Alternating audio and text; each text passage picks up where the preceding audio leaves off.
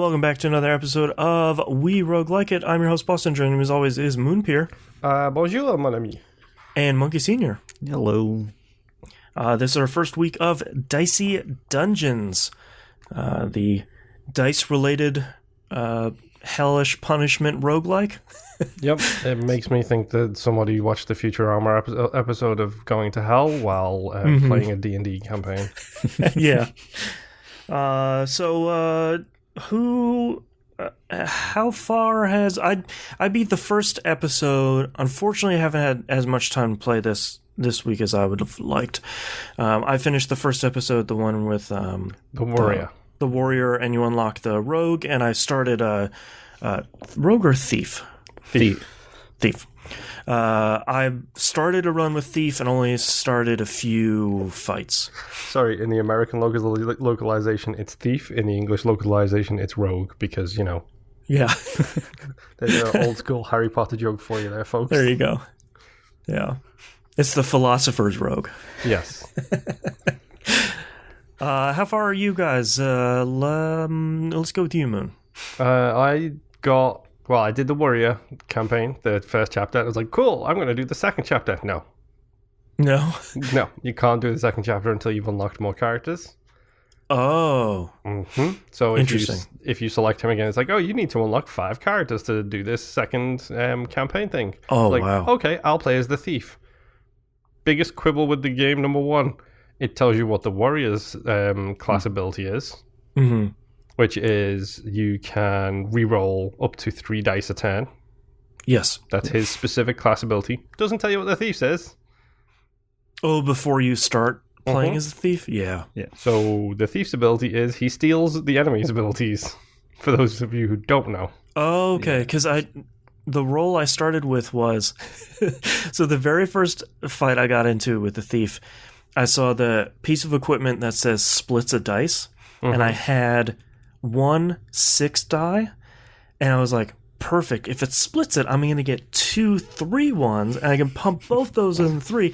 I got a 1 and a 5, and it's like, cool, I can't use that now. Yep.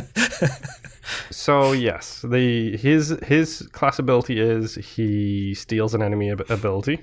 Okay. Which is cool, minus the fact that, you know, it can be terrible depending on what ability you steal. Sure. Yeah. He seems to be a much more thinkers kind of player. Yeah, you got to plan a lot more. Yeah, the Warrior is dead simple. It's like, oh, I got a 6. I'm going to pump it into the broadsword, which I love the broadsword so far. It's my favorite one. Yeah. Yeah. Which is the dice damage plus 2 or 3, depending on which level of broadsword you have. And then you just basically put the dice in the holes. The Thief is like, no, you have to think about what you're doing, because do you really want to split that 6? Like you said, I get a 5 or a 1, or a 4 and a 2, and so on and so forth. I got up to floor 4 with the Thief. Oh, and wow. then promptly died. Okay. Because the Thief has got basically such low HP that you need to be doing as much like damage to the enemy's dice as you can. Like, you need to be freezing them, burning them, doing whatever you can to stop those dice from actually being used, because he will go down so quick. Yeah. And then as soon as I died with him, I was like, well, I'm going to take a break for a little bit. And he's like, congratulations, you unlocked the robot.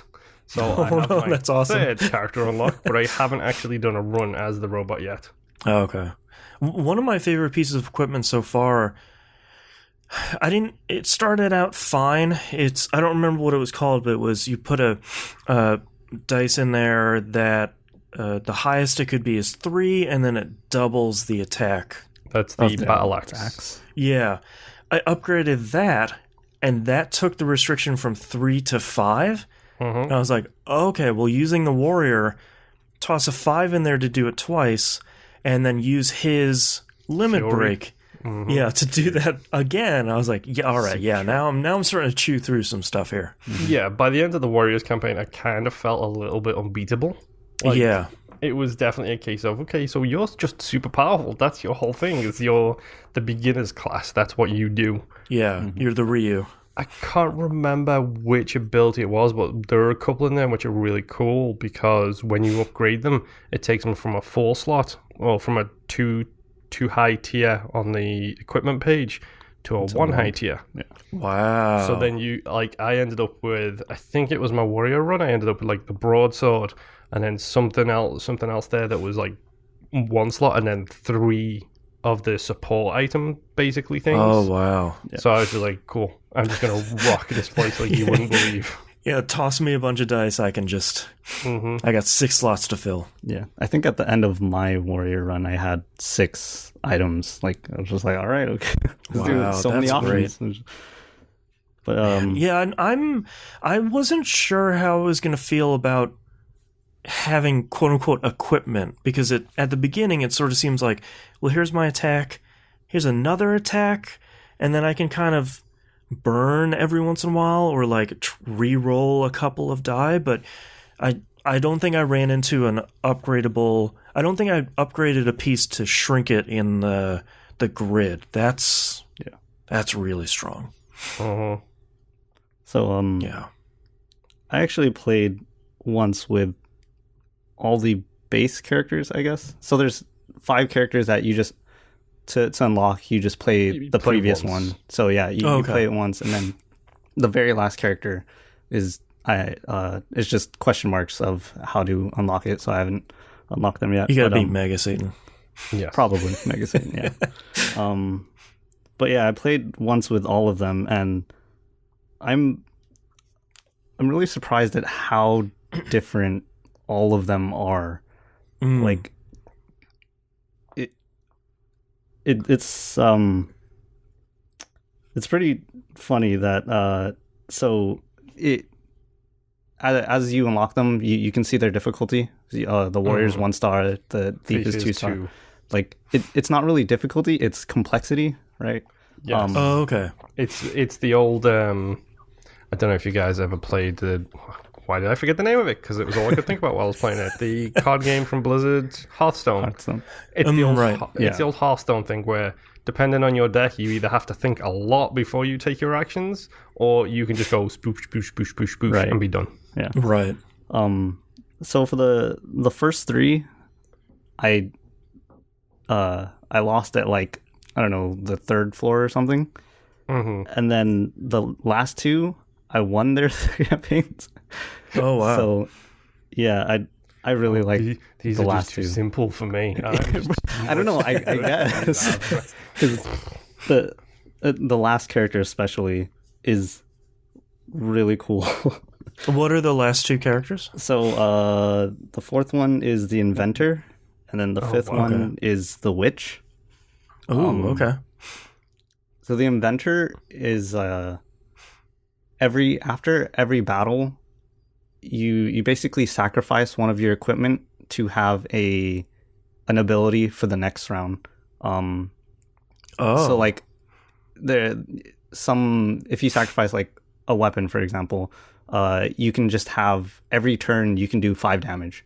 Just straight up. You don't have to put any dice into it. Like you just click a button, it does 5 damage. So interesting. Each equipment has different special abilities, and they seem to get more chests. I mean, it would make sense because you're sacrificing every single battle. Right. And then the last one, the witch. So instead of equipment, they have spell slots, and they start out with 6. And well, it's really hard to explain. So they have 6 spells in their spell book, and then you can put dice into your spell book to put a spell. There's like 4 slots on the left side that you can actually cast, and then you can have multiple of each. And there's this one spell called Hall of Mirrors, and it gives you +1 dice for the rest of the battle. And you could just keep using it and using it and using it. Unupgraded, it needs a 6, but if you put it on an upgraded slot on the left side, you just need an even number. No. So yeah, I was just getting so, like, every single turn I was just more I got 18 dice. Here we go. And then another thing about the witch is if you on the left side, your spells, if you use that spell, it goes great. It's grayed out, so you can't use it anymore. But if you put another dice into your spell book, you can overlap. So you can use that spell again, basically. Oh, interesting. It's like a refresh on the cooldowns. Yeah, kind of. And like, wow. Yeah, the witch is really powerful, but it is really complicated. But once I got it, like, I was just like, man, this is so strong. Man, speaking of which, I want to say, I think a lot of Was that a deliberate pun? What? Was that a deliberate pun? Speaking of which. Oh, That's a no. I should have said. Speaking of witches, I think a lot of attention on this game has been focused on the art style. I think it looks really cool. I think the music, of course, is really great. Mm-hmm. I think for me, the thing I was most surprised about are the enemy designs are really fun. Like really weird. Like the slime that's sitting in an ice cream cone, or the overly friendly space marine. And why the witches reminded me is I really liked, I think they're called sorceress, and it's just a woman sitting on a broom, but she's on her phone during your turn, and I think that's really great. They've put a lot of effort into that kind of stuff. Like, I just love the general designs, like the electric guy or whatever it is, and it's just a like looks like a VCR guy face. Yep. And it's just like, okay, whatever's going on here, that's fine. Even the shopkeepers are fun. Like, I think it's the blacksmith that can't even see over the counter in the shop. Like, there's a lot of really cool stuff in there. Yeah, Dicey Dungeons is... I was hoping this would be good, and I am having a lot of fun with it. Mm-hmm. Me too. I'm curious to see how far down the rabbit hole it goes, like, with regards... Because, like, the Warrior's got, like, 8 chapters, dude. I mean, come on. It seems like all of them have, like, 8 or 8 or 10 or something like that. And I'm curious if it's going to be a case of like, for each chapter you unlock stuff, or if it's a case of, like, you unlock the characters and then go ahead and try and beat these levels, just make it harder kind of thing. Yeah. Because one of the things I loved about Hand of Fate was... You beat this level, and the level was simple, but you get some powerful rewards, and that allows you to mix your deck up with even more powerful items and take out the items that you don't like to use. That was always one of my favorite things about Hand of Fate. If you hear knocking, by the way, folks, that's just the wind at my window, and if you hear meowing, that's the cat outside my door meowing to be let in. Yeah, that's a good point, because Hand of Fate, you could craft runs that met your specific play style, and I'm wondering how far we'll get into that with Dicey Dungeon, or it's very much going to be, here's your class, you need to craft a play style around the class as opposed to how you want to play the class. Play your class, noob. That's right. Play your role. All right, any last thoughts here about Dicey Dungeons for our first week? Not particularly. I mean, it's interesting so far. We'll see how well it holds up that, but I don't like the Simlish. Like, stop it with the Simlish. Enough with people speaking fake languages. Yeah. You don't have to have speech. That's fine. It's always an interesting choice, because, like, I don't think you need to have speech in this game. It's okay without it. Yeah. And also, don't be like me. Don't try to play this with a touchpad. It's not a fun time. Oh wow! What did you play it on? I started trying to play it on my laptop. They really need an option where you can. Okay. Yeah, I was thinking touch screen. Touchscreen would be great. Like, yeah. And they really need an option. I have to look in the options. Should be able to click on a dice and then click on the slot you want it to go in. But I don't think that's my favorite thing is just pulling a dice and leaving it in random parts of the screen. Yeah, you can just dump it wherever you want. Yeah. I mean, once you get like 10 dice, you're like, I'm gonna sort out. Because I started doing that as the need to get out of the way. I need to think. I need to think clearly. Yeah. All right. Well, thank you very much, everyone, for listening, and we'll see you next run. Bye. Bye.